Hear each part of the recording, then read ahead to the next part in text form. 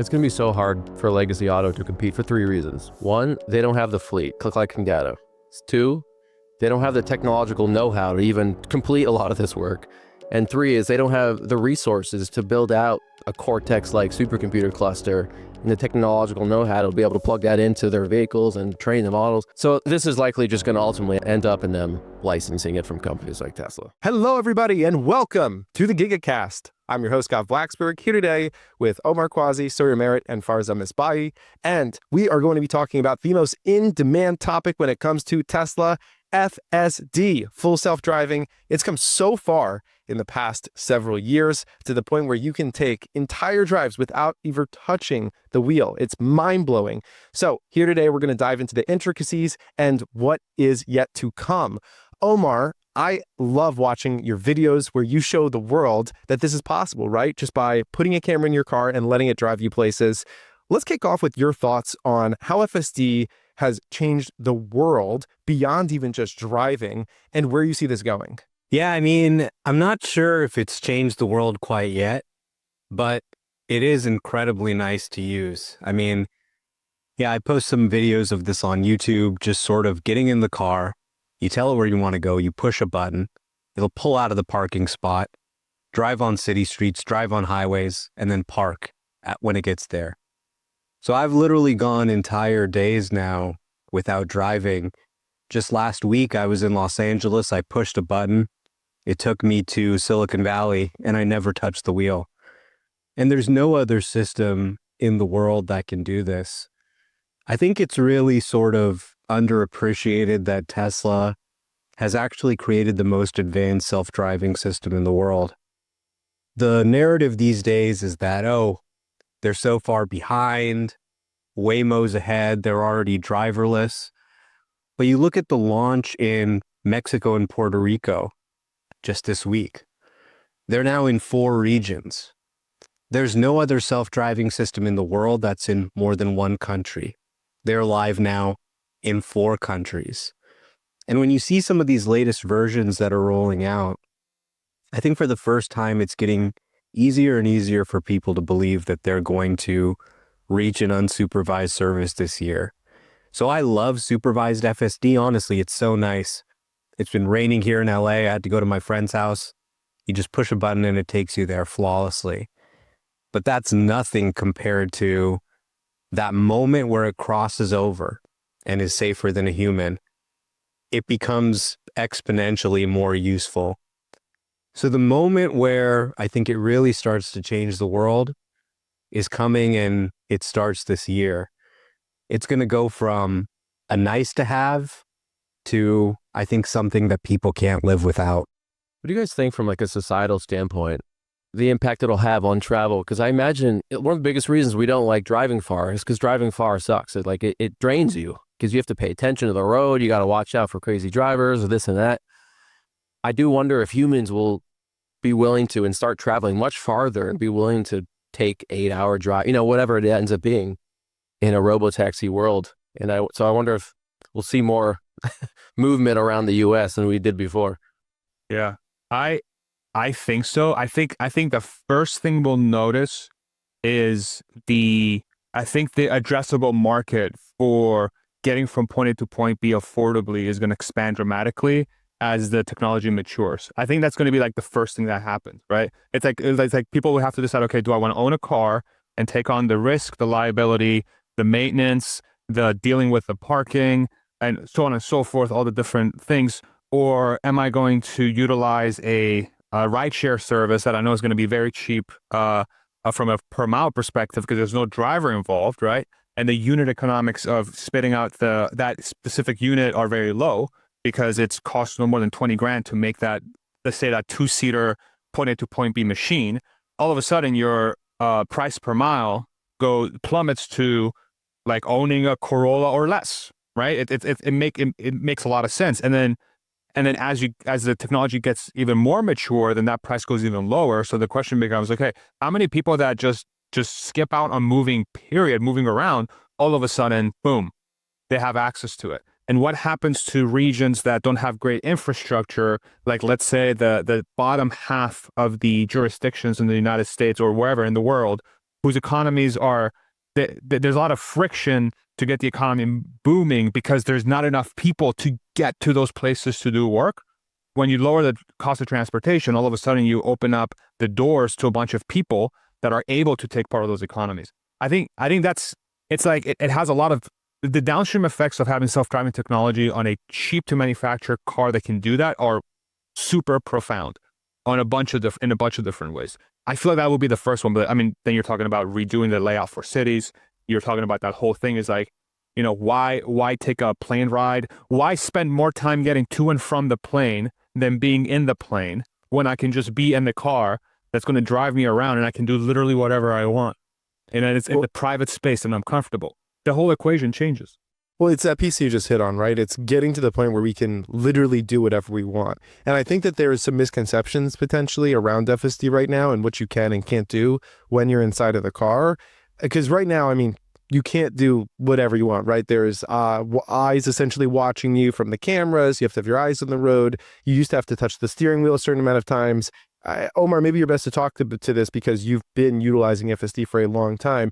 How has that adjusted over time? And when we get to the point where we can actually just do whatever we want? Yeah, I think Sawyer makes a great point, which is really probably the number one reason we don't drive more is because we have to pay attention. We have to be on the road. We can't do other things. So right now there's a camera that watches you and makes sure you're on your phone because the system can still make mistakes and you have to take over. But it's really becoming kind of a formality. I got 2 strikes the other day just because it's gotten so good that I do start kind of checking my phone. And it does seem kind of superfluous that it's enforcing so hard this no phone rule when the software is really getting better and better. So you are seeing it get to that point. And I think really for people, when you take away that restriction, it's just as simple as turning it off. Just like they turned off the requirement to hold the steering wheel, they're going to turn off the cabin camera requirement. And when you have that unlock of, okay, you can use your phone, you can work, you can do whatever you want, I think really, the amount people travel shoots up, the amount of supercharging revenue Tesla generates shoots up, the utilization, the number of megapacks they need, everything in their core business, just transporting people around, it goes up by an order of magnitude. Just because if your car can drive itself and you can do whatever it wants, it really becomes like a mobile living room. What's the difference between really sitting on your couch and watching TV and sitting in a Cybertruck that's driving you around wherever, and you can work from there, you can relax and enjoy some scenery, go somewhere. It really is a paradigm shift. I mean, the implications for real estate, for where people live, it's enormous. And people have been talking about this for a long time, for maybe 10 years now. But we're now getting to a place where we have 8 million driverless rides in the United States a year with Waymo. That number is about to double and triple and quadruple. And it'll change transport forever. One thing I feel like a lot of people don't think about is in a robotaxi autonomous world is parking. And I was talking with someone about this the other day. Is like, I think the median percentage of land dedicated solely to parking in major cities is like 25%. And if you have a bunch of robotaxis, you don't need to park them in the city. You can send them out. And so what do you do with all this like extra land that you don't need for parking anymore? Like you could build more buildings or, recreational spaces or green spaces. It really starts to make you rethink the city from a fundamental design standpoint. Yeah, there was this one thing that I heard about. I think it was UPS. It was one of the logistics companies, the 3PLs, that was doing like shipping, transporting goods from one place to another. And I think they were partnering. It was when Amazon was scaling their business or whatever. I forget what it was, but basically the problem was the carrier UPS or whoever that was incurring a tremendous amount of costs by parking the plane at the airport in the hangar, waiting for the stuff to come, just like parking. And then they're like, okay, hold on. So do we pay the fees to wait at the airport, or do we just fly around, and just wait in the air until we're ready to go? And it's the analogies there. And it turns out that flying around and waiting to be ready to go is cheaper than just plopping down and just waiting for something to come. And so in a driverless world, I mean, planes are very different because, you know, you have to land them and they have to go up and stuff. But in a driverless world, the utility of that car, it becomes so much greater, right? To the point where James Dalma brought this up when we were talking to him, and this kind of blew my mind, is like, if you think about the function of having a self-driving vehicle in say peak times, when something is about to go down, like we went to a Metallica concert a year or two ago in Dallas, and trying to get out of the Metallica concert was a madhouse because it's insane. It takes 1,000 years to get an Uber, and you have to walk like a mile out to be able to even get one. So the reason why that is number one, there's not enough drivers around to deliver people around, and number two, the economics behind staging all those vehicles beforehand for people to come out doesn't make sense because you need people sort of like, those people need to make money. But when you have a self-driving vehicle, like this is sort of the opposite spectrum of what I discussed before. When you have a self-driving vehicle, the running costs are so low because there's no human. You could also just plop all those cars at that event center a few hours before people come out, and it costs you like, what, 5 cents? Of just running energy to keep the car warm. And then the second the concert's over, everybody comes out and there's enough cars to take everybody out, and then boom. And then that entire process got so much better. So you get a twofold improvement. The service to the customer becomes significantly better because your waiting costs have plummeted. And then you also get the secondary effect of, because you don't have a person in the car, you can do whatever you want with that unit. And it transforms the layout of your cities, to your point. It's crazy. I mean, Yeah, I mean, I think of improvements. I think the parking thing is really interesting. And you remember at the 1010 event, Tesla showed kind of these, you know, green areas around Dodger Stadium that are filled with parking. And it really is true, because parking right now is dominated by humans need to park close to where they are so they don't have to walk very far. Now, if you have a car that can actually go and drive a few miles and stop somewhere else, or even go home or go wherever, you don't need to have that parking spot right next to Dodger Stadium, right in the middle of downtown, or right in that high value area. I mean, think about the housing that could be built, all the space you're sort of reclaiming. We've seen with LLMs, the world really change in terms of how people do work. But this is going to be the first time that I think we see AI really transform the look of the world, where you see things change in your city that just wouldn't be possible without AI. And that's pretty exciting to think about as this technology scales.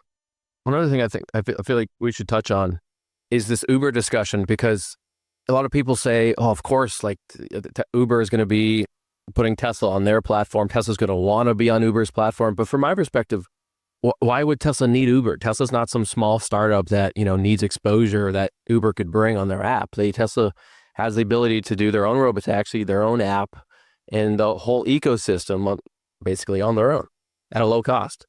So, and we're kind of seeing this already. We saw some news yesterday that they're starting to write in some code in for their app for like robotaxing, that you can rate the cleanliness of like the robotaxi when you pick it up.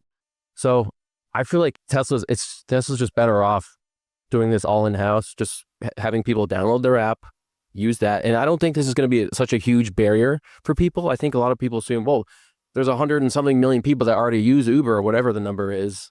They're just going to want to use the Uber app. They're not going to want to download the other app. But if the Tesla robotaxi is cheaper than the Uber rides, people are going to have no problem downloading the Tesla app. Do you guys agree or disagree? 100%. I've gotten into public fights with my dear friend Gary Black. Shout out Gary Black. Yeah. Friend of the channel, all that good stuff. Him and I love that guy to death. I really do. But we disagree on this so much. He's an Uber investor, and so of course he has to defend his position, right? So like the analogy that's given, or the reasoning that's given for Uber, it's like, well, you know, they have a ton of customers, and like you said, it's very sticky. They're you know, it's already on people's phones, and people can already hail a ride. And you get better utilization of that car if you put it on Uber's platform, because that's where all the people hailing the ride already are. And one of the things I also saw was like, well, it's like McDonald's. Like, do people go to the McDonald's app to get a cheaper McDonald's food, or do they go to the Uber app, Uber Eats app, to get McDonald's instead and pay the premium? I'm like, yeah, but you're misunderstanding the entire premise of this. Uber Eats, you get variety. You get a ton of variety for the food. You have 1,000 different options.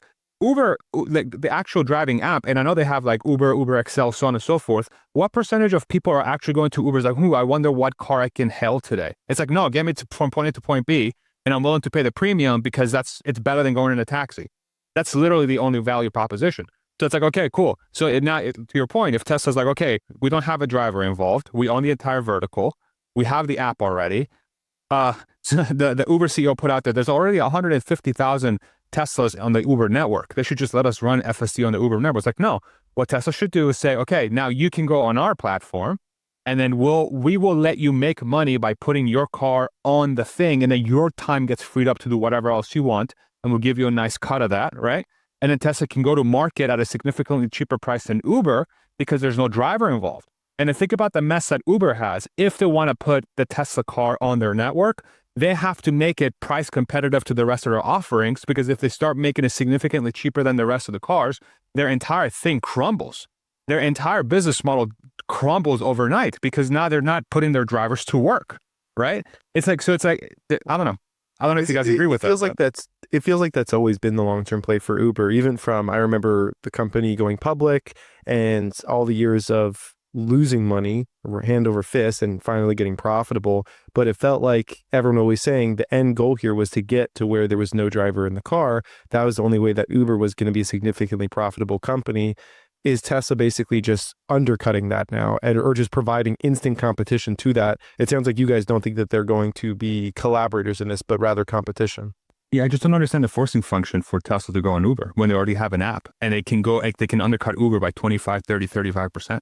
I don't get it. Well, and with Uber, like if you choose like the economy option on Uber and you go up to like Uber Black, it tends to get better on the higher, more expensive options. But with Tesla, in my opinion, I've sat in the robotaxi. I did a short ride in it. I feel like it's the best experience for the lowest cost. That's something you can't necessarily do at Uber, because you got to go to Uber Black if you want the best experience. Whereas Tesla, you're going to get the best experience, better than anything I think that Uber can offer for lower costs, and maybe even their economy options, which is like best of both worlds. So why wouldn't someone just download the Tesla app at that point? I feel like sneaky. I think with Uber, the key takeaway, and it's been an interesting discussion with Gary Black and even Bill Ackman getting in and saying he's initiated a position in Uber. Yeah. The thing about Uber is that one thing I can tell you with certainty is that the market for human-driven rideshare is going to go to zero. It's going to be a rounding error. People are not going to use human-driven rideshare because autonomy is a better product that's cheaper. Just yesterday, my friend was taking an Uber over to my house. They said, oh my God, this guy's breath kind of smells. He's not driving the best. And that... We're talking about you or the driver? The Uber driver. And I mean, I think really this is the problem. You get kind of an inconsistent experience. Sometimes they're a good driver. Sometimes you get a nice car. Sometimes it's not so nice. And Waymo doesn't quite go to her house. It's like one street away, and the geofence ends. It won't pick her up. And it was raining. So two options that aren't really that good. I think with Tesla, and Sawyer mentioned, we're now seeing in the mobile app, people who've torn the mobile app apart say, hey, we're seeing the rideshare network in here. They're starting to actually push the code for the rideshare network, which isn't that surprising given that they're supposed to be launching in just a few months here, that we're starting to see signs of that. But this is really, really explosive for Uber. You know, Dara Khosrowshahi is a little bit worried about this. And he said, look, you don't want to be competing with Elon and Tesla. We want to get them on our network. But Tesla's going to vertically integrate. What motivation do they have to pay Uber 25%? And it's interesting kind of seeing Uber play the defensive here. They're trying to position themselves as a company that is, you know, the autonomous rideshare network. They did a deal with Uber to be the exclusive provider in Atlanta, not using the Waymo app, using the Uber app to call a Waymo. And they're basically washing Waymo cars and maintaining them to get that exclusivity deal, which is not really, I think, a glamorous future for them. They announced a deal with Cruise saying, hey, we're going to have Cruise cars on our network too. We'll have all autonomous cars. And just a few weeks later, Cruise ended up shutting down. So I'm not sure it's really a great strategy. I'm not sure what value they provide to the autonomous car provider. And when you look at the actual Tesla app and they show you how you can adjust the temperature, you can save your cloud profile, you can adjust the music, you can personalize it, you can have a card to yourself. That's a better product that they're going to be able to offer at a lower price. So absolutely, it's a huge disruption to human-driven rideshare. I think this is obvious to everybody. Omar, I can curious to get your take on this. Is like, do you feel like between now and June, when Tesla said robotaxi rides are supposed to start, are we going to see any huge changes or huge updates to FSD in between now and then? Or do you feel like the current version of FSD, we'll just see some small iterations, but by and large, what's out now is ready for prime time?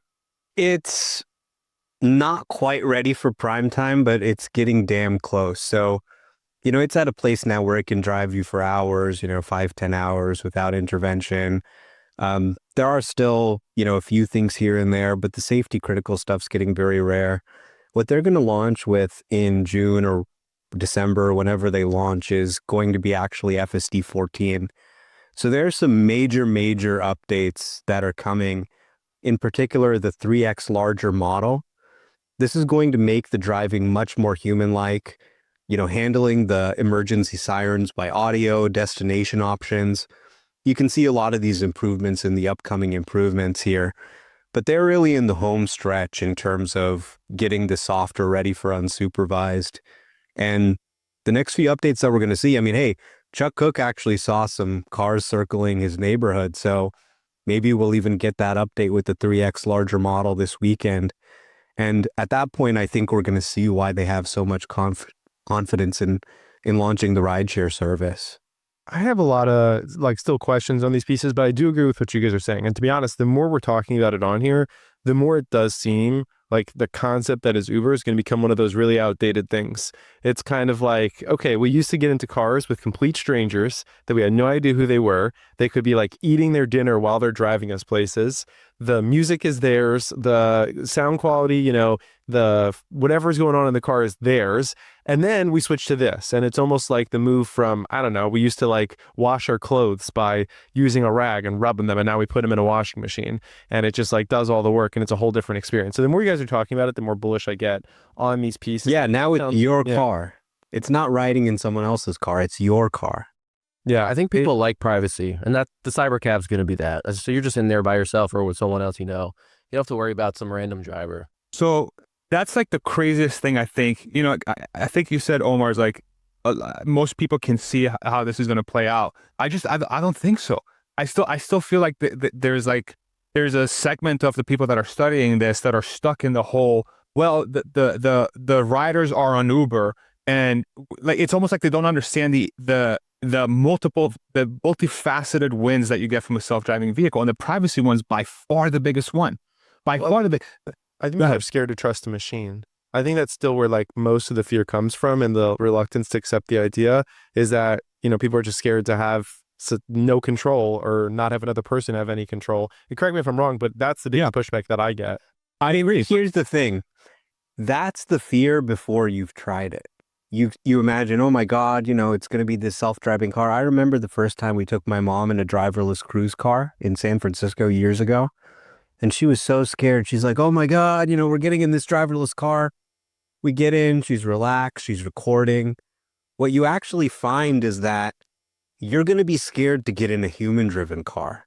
Yeah. The self-driving car is so good at driving. It's so consistent compared to the Uber driver. The Uber driver,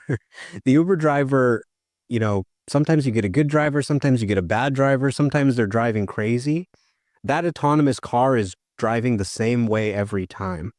Yeah. For women, a huge concern for them is getting in the car with some random guy, especially at night. Huge. My fiance doesn't like to use Uber for that exact reason. She just feels uncomfortable doing it alone. It's a huge thing for women. And we're talking about 50% of the population here. The demand, when you sort of remove that, we're talking about safety, crashes. One thing that a autonomous car is not going to do is kidnap you, assault you, or anything like that. So I think really once people once they get used to it, very quickly, I mean, talk to people who have switched to switched to Waymo from Uber. They mention all these things. Oh my God, it's so nice having the car to myself. And me and my friends can just talk shit. We can say whatever. We can say stuff that we wouldn't say in public because we've got that privacy. We're not worried about the human driver. It really is just a better experience. Talk to people in San Francisco and they'll tell you why Waymo has now surpassed Lyft to become the number 2 rideshare service in the city. And let me throw something in there too, Gov. Like, it's like, okay, that, and it's cheaper. And it's cheaper, right? And so if it comes, so okay, so even there, let's say, okay, even if you give me all these great benefits, the privacy, the comfort, the vibe, the luxury, the personalization, and the cost, I still don't trust the damn thing. I was like, okay, cool. So would you rather take an Uber to the airport for $100 or this for $50? I bet you people be like, okay, wait, hold on a second. You tell me you're saving me $50? At some point, that equation is going to flip. And we talked about something very similar with the humanoid discussion. I think you brought this up, Gav. You were like, hey, like the forcing function is going to be the cost. The forcing function is going to be the adoption based on how much it costs the consumer to adopt this or how much money they save. It's going to be the same exact thing here.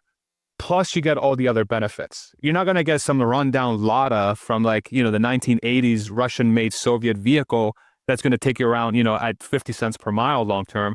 No, it's going to be a private, comfortable, personalized vehicle, all for you. And it's cheaper than anything else. I don't think people understand. Like, for the people that haven't experienced a Cybercab in person or sat in it, it has more room than any other Tesla. It's pretty wild. It's the smallest Tesla, but it has an insane amount of legroom. The cabin feels very spacious. It's a small car, but it does not feel cramped. It's the best experience. Can you talk for a second in regards to Cybercab versus Robovan and usages and everything that we're discussing? I mean, yeah, obviously the Robovan is for hauling large amounts of people. So that'll mainly be for like city areas. I did sit in it. It's quite massive inside. But you could think of all kinds of applications: package delivery, food trucks, medical, service vans. So there's all kinds of applications because it's really low down. It's huge in there. You could outfit and customize it really any way you want. And this is the really cool thing about Tesla. They've got this whole vehicle lineup, everything from the Cybercab to the Robovan to the Semi, to deploy these AI models onto. And that's huge. I think what Sawyer said is so true. When you sit in the Cybercab, it's the smallest Tesla. It requires the least battery, but it actually feels the most spacious. You get in there, the doors open for you. You've got this big screen. You can watch movies. You can play games. Compare that to your standard Uber experience where you're sitting in the back of a Toyota Corolla with, some Indian guy. He's got his gym shorts in the back seat. His name's Omar. It's a dramatically better experience. Yeah, 100%. Go ahead. Yeah. Yeah, I had a different topic question kind of off this. Go for it first. So the interesting thing about the Robovan, the Robovan, whatever you want to call it, the toaster on wheels, I'm mind blown that they actually went with that design, but whatever. I do think, I can't remember if we talked about this on Gigacast before, but I brought it up on my channel multiple times. What this long term, I believe, will sort of lead us to is a airline model where Tesla, I think, is going to be in a situation where they're going to manufacture these boxes at millions of units per year run rate, whatever it may be. And once the regulation catches up and the technology catches up and more people adopt the technology, now you can start customizing these interiors for a bunch of different type of use cases, right? It's not just point A to point B like Sawyer said, or like transportation, but I don't know, maybe you'll have a limo style or a sleeper cab or a workbench, you know what I'm saying? And then the interesting thing will be, will Tesla take that on or whoever makes that, or are they going to outsource that? Yeah, I would say they'd probably go like the police model where like Tesla manufactures it, but someone like Unplugged Performance actually does the upfitting. So they probably would outsource it, would just be my guess, just to simplify production and stuff. But I could be wrong. I agree. I think it's going to be like a Boeing, Airbus. They make all the planes, and then you have 20, 30 airline providers that customize the plane to try to rip you off as much as possible. But honestly, if you take a look at the Tesla gallery site where they have the images, they have some really interesting concepts for what you can do with this vehicle. I mean, This is, I think, more of a concept stage than any other vehicle right now. But you look at, them showing school buses, large vehicles. There's so many different use cases for this type of large vehicle. And I think it's really just going to be an open space for people to design whatever they want. They showed people having like a mobile food truck where you can actually come in and order food in there and it can move around, a school bus, so many different use cases there in the gallery. Exciting stuff. Yeah. The one question I had, and I figured like people that are listening might hear about this because we're talking about a few different of the self-driving platforms. I'm just curious right now what you guys see as the best tech in these areas. Are they all using similar tech now? Because Waymo, of course, they've got like these big cameras on top, and then Tesla, you've got different camera placements, and there's undoubtedly going to be more competition coming into this area. I got really entranced with Tesla probably around 2018, I would say, was when I started really leaning into things and like, reading these articles of Elon sleeping on the factory floor after 100-hour work weeks. And they were also exploring LiDAR still at the time, before I believe that they just decided that they weren't going to use LiDAR at all. And I'm just curious if you think that where the tech is now is the optimal place, or if there's going to be more advancements within tech to other pieces that get added on to enhance FSD. Just curious from you guys who've really studied it. I think the fundamentals are there. Like, I think the vision approach is the right one. I know a lot of people disagree with that, and they think there needs to be a bunch of radars, LiDARs, and whatnot. But I think Tesla will continue to upgrade its hardware and stuff. Like, we're going to see hardware 5. I think Elon said that would bring a 10x improvement or something versus hardware 4. So we'll see that. But by and large, I think they mostly have the fundamental structure of what they need to deliver full autonomy at this point. Yeah, I mean, I think I would say the second best in the United States is definitely Waymo. But when you look at Waymo's technology, it's very different. I mean, you can just look at the car and see all the stuff sticking out. They have an approach where they map the whole city, and they've got LiDAR, they've got radar, they've got all these sensors on the car. It's a much more spatial approach. And honestly, I think what Elon and Karpathy did here, going with the pure vision approach, is really going to go down as a legendary bet that paid off extremely well. People said it was impossible to drive a car with just computer vision. Nobody expected them to get where they are today. And it's kind of counterintuitive because you think, okay, having these lasers where I'm shooting the laser out and finding exactly where everything is, that's how I'm going to really understand what's happening around me and have great self-driving. But it turns out self-driving isn't really about that. It's not just about knowing what's in front of you. It's about seeing what's going to happen in the future. It's about that guy who's standing on the curb, and is he going to cross the street or is he going to stay there? Look, that car that kind of looks like it's veering over, is he going to change lanes or is he going to stay there? And it turns out that deep learning is really the key to cracking that problem. Having a huge data set and training on a GPU cluster to create a model that can sort of make those predictions very accurately. And having a large data set, because you're a vision-only system, is really conducive to that. And that's why if you come here in Los Angeles and you take a Waymo and you take Tesla FSD, you'll find that FSD is actually smoother. It's actually more comfortable. With the Waymo, you're going to see more harsh braking, more kind of sketchy moves.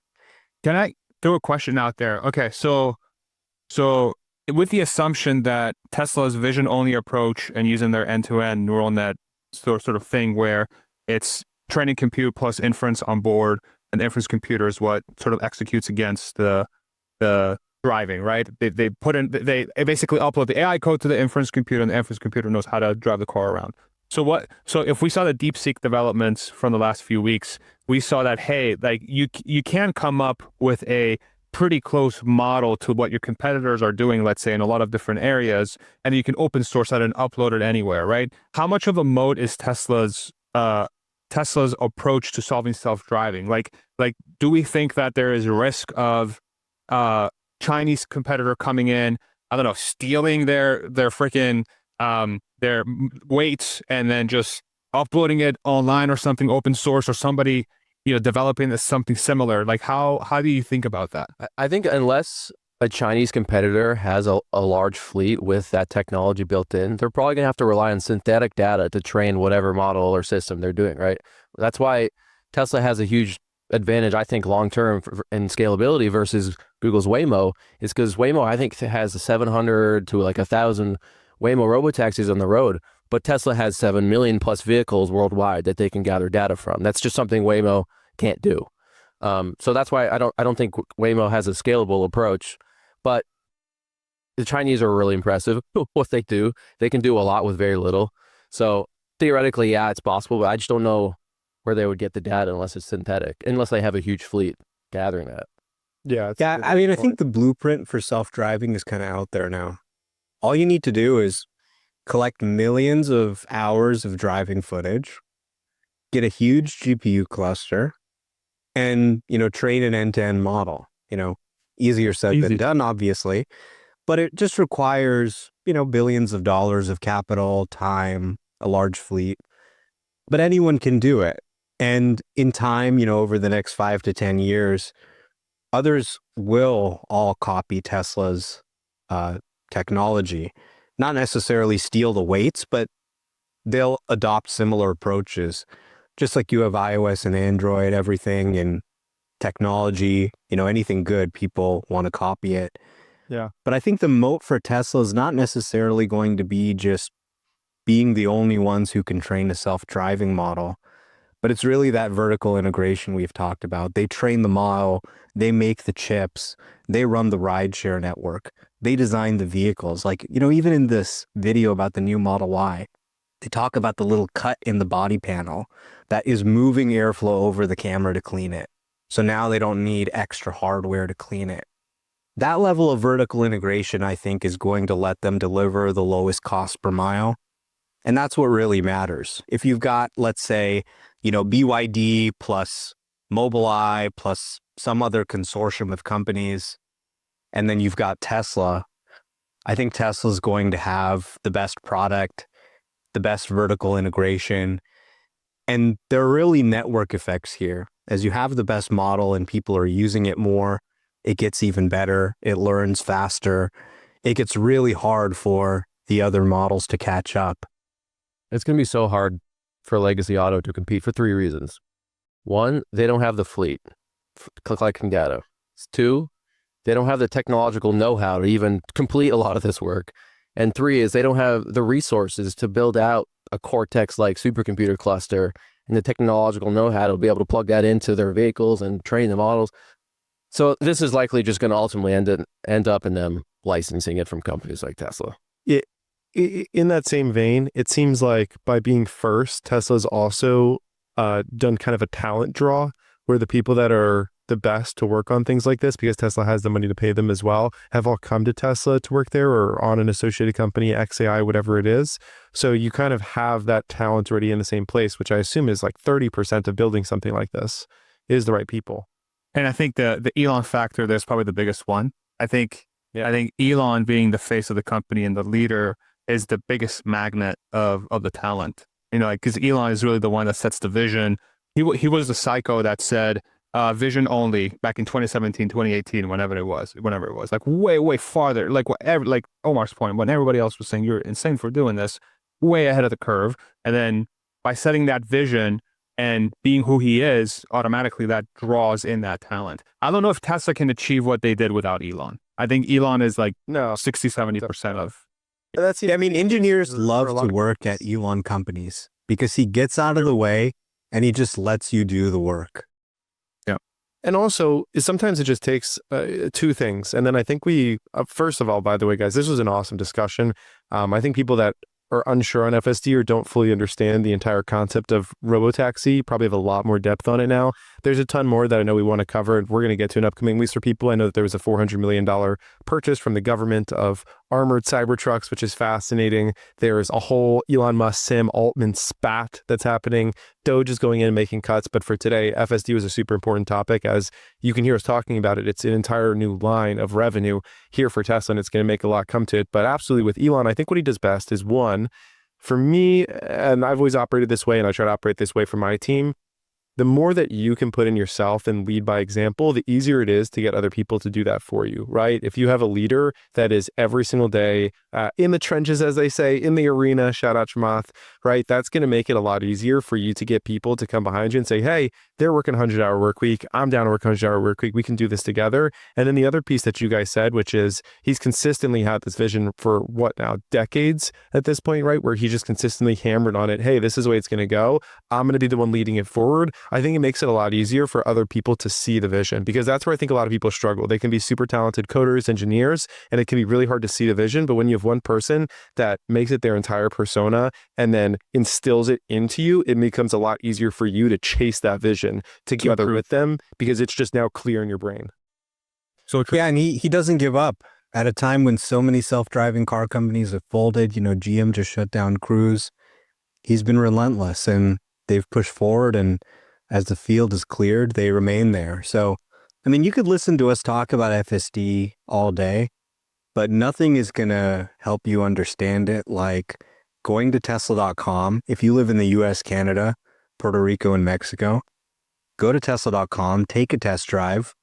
All the test drive cars have the latest FSD 13 on them. And, just simply get in the car, punch in some addresses, have it take you home, and just experience it for yourself. Most people who do that just tell me they can't believe what they saw. Yeah. And even driving it yourself, I think, is always a great experience.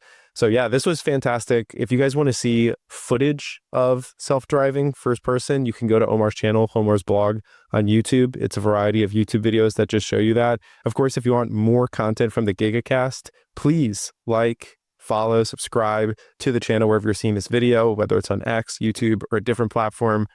There you go. Great little video of Omar, or the car driving Omar, I suppose. This will be up on Spotify as well, and in other places, and so much more to come. FSD is a huge topic here. I don't even think we fully fleshed it out, but I think for those that were unaware of its capabilities and what's coming in the future, you're a lot more well prepared now. Sawyer, any final comments on this one? I think we covered it. I really hope that Tesla and Elon, they deliver on the June timeline. I think we're so used to seeing delays, but I really hope they get it with this one. I'm just expecting that to be Model Ys. I think Franz might have said Cybercab 2 in the Jay Leno interview he did recently. It's probably just going to be Model Ys, but we'll see. that was going to be my question, actually. If I can, so do you think they'll launch in Austin with Model Y or Cybercab? Because I think it's going to be Cybercab. I'm still expecting Model Y. I'll be honest.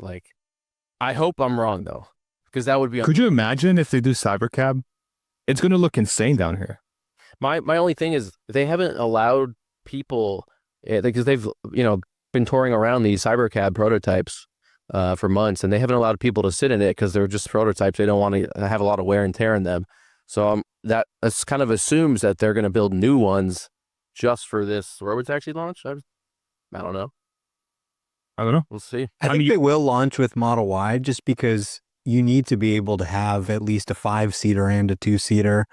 They have a lot of testing with the Model Y. I think the new Model Y will really be perfect to launch with. I don't know if they'll make it by June, but I think there's a good chance that they make it by December. And, you just tried the latest FSD update. It's getting harder and harder to doubt that they're going to achieve this. So this could be a very big year for the Tesla AI team, one they've been working towards since they started this project years ago.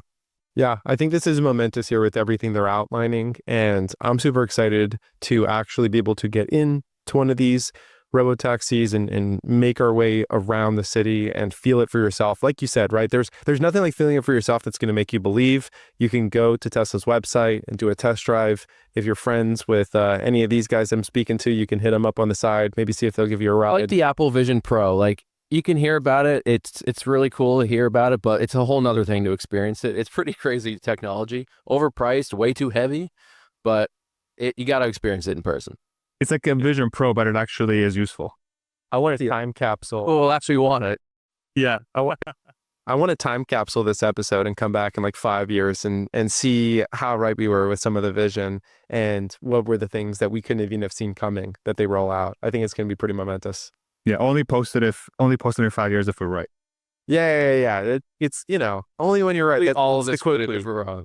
Yeah. That's going to do it for today, everybody. Thanks for watching the Gigacast. We appreciate you all. We'll be back next week with another episode.